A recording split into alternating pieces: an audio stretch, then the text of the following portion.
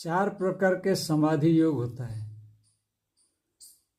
एक जो भक्त है उनके भाव समाधि लगता है, जिसे रामकृष्ण परमहंस जी थे, चैतन्य महाप्रभु थे।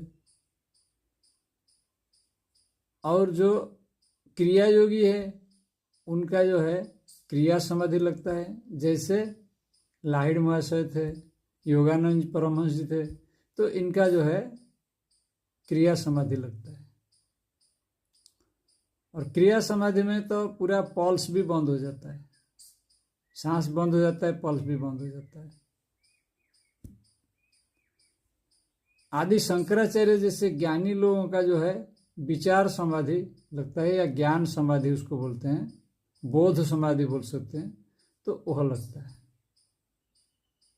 और जो कर्म को सेवा रूप में करने वाले हैं उनको कर्म समाधि लगता है।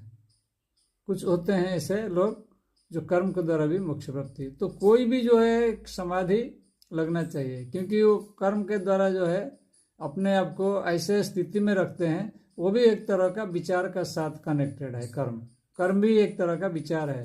कर्म समाधि को जो है ज्ञान समाधि और कर्म समाधि में ज़्यादा अंतर नहीं है। ज्ञान योगी जो है ज़्यादातर जो है शास्त्र वगैरह अध्ययन करते हैं और ज्ञान का जो है अंदर में पुष्टि करते हैं, और कर्म योगी जो है कर्म का माध्यम से वही चीज़ को हासिल कर लेते हैं, वही विचार को हासिल कर लेते हैं, यानी जो है समदृष्टि भाव में पहुंच जाते हैं। दोनों का ही समता योग में पहुंच जाते हैं, चाहे ज्ञान योगी हो चाहे कर्म योगी हो, दोनों ही समता स्थिति में पहुंच जाते हैं। तो वो विचार से ही होता है, यानी हम अकर्म स्थिति में है, हम कर्म कर नहीं रहे, कर्म प्रकृति से हो रहा है, कर्म एक लीला है, यह जो है वो दोनों को पता लगता है।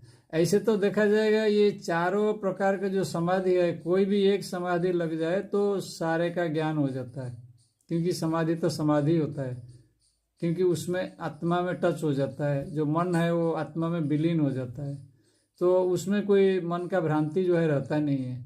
सारे भ्रांति जो है मन का खत्म हो जाता है, मन शांत हो जाता है।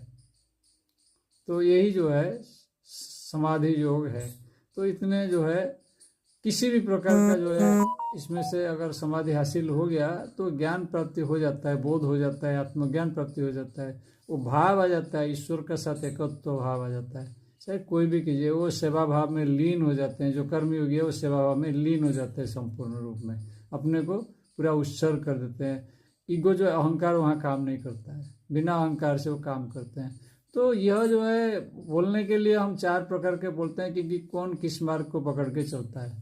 जब आगे चलता है तो फिर वो मार्ग क्या है